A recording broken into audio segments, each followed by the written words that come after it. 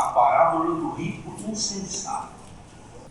Lemos com a ajuda de Deus, com a guia do seu Espírito Santo, a sua palavra. E disse-lhe um da multidão: Mestre, dize a meu irmão que reparta comigo a herança. Mas ele lhe disse: Homem, quem me pôs a mim por juiz ou repartidor entre vós?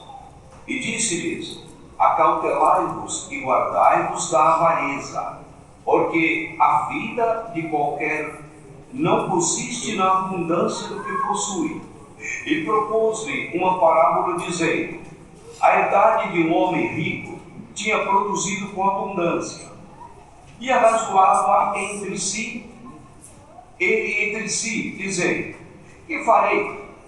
Não tenho onde recolher os meus frutos. E disse: Farei isto: derrubarei os meus celeiros e edificarei outros maiores, e ali recolherei todas as minhas novidades e os meus bens. E direi à minha alma: Alma, tens em depósito muitos bens para muitos anos. Descansa, come, bebe e folga. Mas Deus lhe disse: Louco, esta noite te pedirão a tua alma. E o que tens preparado para quem será? Assim é aquele que para si ajunta tesouros e não é rico para com Deus. Somente até aqui. Amém. A parábola é de um rico insensato, irmãos. Às vezes a gente pode até mesmo, aqui ele fez uma comparação muito grande nesta palavra, e a gente pode até não ser muito rico. Alguém pode dizer: mas eu não sou rico. Mas às vezes a gente não é rico de riquezas materiais, mas a gente é insensato, mesmo assim. Mas o que nós precisamos, o que a palavra nos propõe nessa noite, é que nós estejamos atentos e que procuramos, irmãos, fazer aqui na terra alguma coisa que vai nos dar uma resposta depois, quando nós precisarmos dela lá na glória de Deus. É como se lá na glória tivesse um banco, e ao invés de nós depositarmos aqui no banco do país, nós depositássemos no banco da glória. E aí, quando nós perecêssemos, o nosso banco lá na glória, ele estaria completo, ele estaria recheado de ofertas, de depósitos, e aí sim nós poderíamos gozar delas. Mas, irmãos, é isso que nós precisamos de fazer. Mas não é com dinheiro. Esse depósito que se faz não é com dinheiro, irmãos. É com uma dedicação às coisas de Deus. É servindo a Deus aqui na terra que nós vamos ganhando valores lá com Ele na glória. E quando nós tivermos lá na glória recolhido os valores, aí teremos um prêmio da bem-aventurança com Ele na sua glória. Irmãos, olha só, um da multidão procurando ele disse: Mestre, peça ao meu irmão que divida comigo, reparta comigo a herança. Ele estava ganancioso pela herança. Mas o Senhor lhe disse: Homem, quem me pôs a mim por juiz repartidor entre vós? Às vezes a gente fica com muita ganância nas coisas materiais, irmãos. E o Senhor nessa noite, Ele diz: é precioso o espiritual. O material, nós precisamos dele sim, para nós honrarmos os nossos compromissos. Que não nos seja isso por ganância.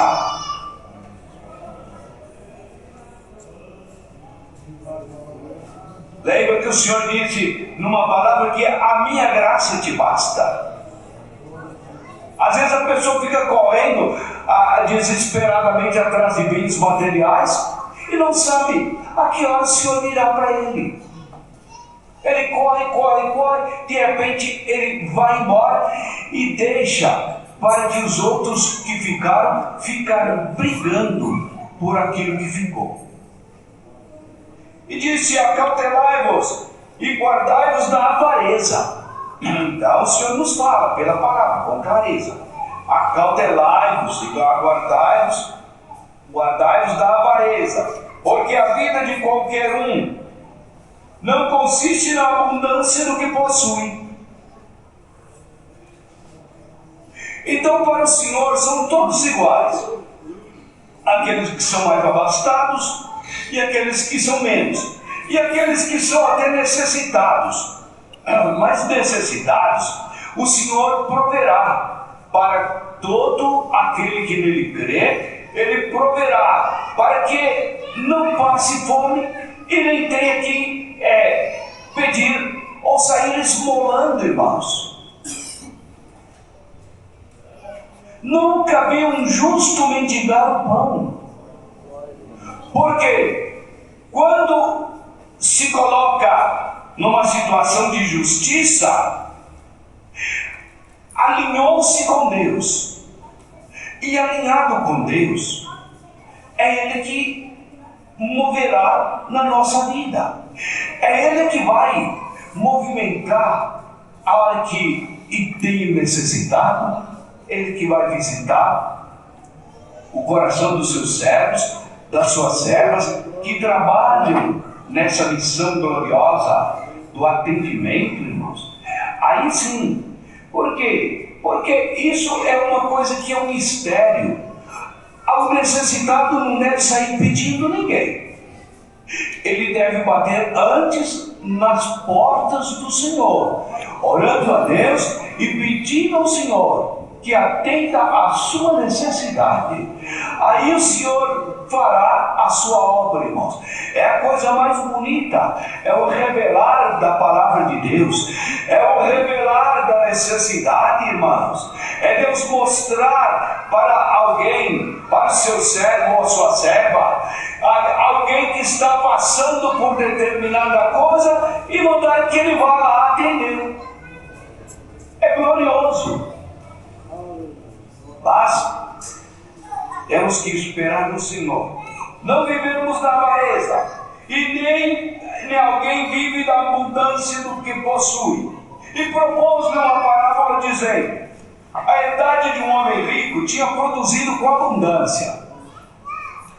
O homem tinha uma herdade, uma fazenda, e ela tinha produzido com abundância. E ele olhou a produção daquele ano, ela tinha sido gloriosa. Não ia caber nos seus celeiros, de tão grande que foi ou que se daria a colheita. Então, irmãos, ele, arrazoando, ele disse: eu vou destruir os meus celeiros pequenos, vou construir galpões grandes, celeiros grandes, e aí sim, vou recolher lá toda a minha produção, e depois direi à minha alma: descansa. Por quê? Porque agora já tem muita coisa para se comer, para se beber durante muito tempo. Eu não preciso nem de trabalhar, pode sossegar. Irmãos, ele colocou o seu coração na produção material. Ele teve uma benção, mas ele não soube administrar a benção. Às vezes, irmão, alguém tem uma benção na sua vida, uma benção tal, que ele se perde e acaba se perdendo mesmo por causa da avareza. Não sabe administrar, não sabe sequer dividir com o necessitado.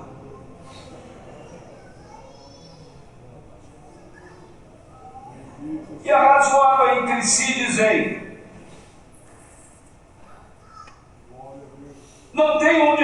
os meus frutos. Então intentou: derrubarei os meus celeiros, edificarei outros maiores, e ali recolherei todas as minhas novidades, e meus bens, e direi a minha alma: alma, tens em depósito muitos bens, para muitos anos, descansa, come, bebe e folga. Irmãos, mas isso era o material.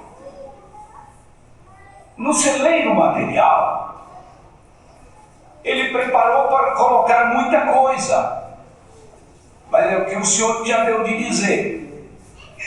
E lá na glória, ele preparou alguma coisa? Não. O tempo que ele passou distraído, preocupado com a sua produção, preocupado com o trabalho, empenhado em tudo aquilo, não sobrou tempo para que ele preocupasse que, se de repente ele fosse embora, o que seria feito de tudo aquilo? Ele nem pensou, nem tentou em dizer: se eu partir, eu vou deixar isso para tal, para poder empenhar, distribuir para o povo e assim. Nem isso ele pensou. Ele pensou que ele ia viver ali. Não, irmãos, nós devemos ter um pensamento mais longo, um pensamento mais acertado, uma preocupação maior. Glórias ao nome santo do Senhor. E preocuparmos com aquilo que nós vamos ter lá no reino da glória. Então, irmãos, não é só a preocupação terrena, o que nós preparamos para depois, quando nossa vida passar desta para outra, o que teremos preparados. Nós teremos preocupado em criar celeiros lá na glória, para também depositarmos o que for preciso lá, para termos quando lá chegarmos. E lá não é material não, irmãos. Lá não é material. Material é aqui, que você prepara, faz um grande celeiro, enche de mercadoria. Mas da riqueza tira o teu coração. O Senhor preparará para ti o que te basta. Não passarás fome, não passarás necessidade, não ficarás devendo. O Senhor abençoará a tua vida de tal maneira que a sua vida vai ser reta na presença de Deus. E o irmão, a irmã, com o coração reto, com o coração bondoso, com o coração misericordioso, então tudo isso você vai juntando lá no celeiro do céu, pela misericórdia, pelo teu amor, pelo teu empenho, vai juntando lá no reino da glória aquilo que é preciso, irmão. Por quê? Porque Jesus Cristo, Ele veio dos céus à terra. Ele veio por quê, irmãos, que Ele veio? Ele veio para salvar. Ele não veio para condenar ninguém. Ele veio para salvar aquilo que se havia perdido na casa de Israel. Então, Ele veio, irmãos, glórias ao nome santo do Senhor, para que aquele que estava perdido pudesse se encontrar, porque, como ele disse na palavra, eu sou o caminho e a verdade e a vida, ninguém vem ao Pai senão por mim. Então, se nós passarmos por qualquer caminho que não for o são caminho de Jesus Cristo, nós estaremos perdendo tempo, irmãos. E é Ele quem nos instrui por esta palavra.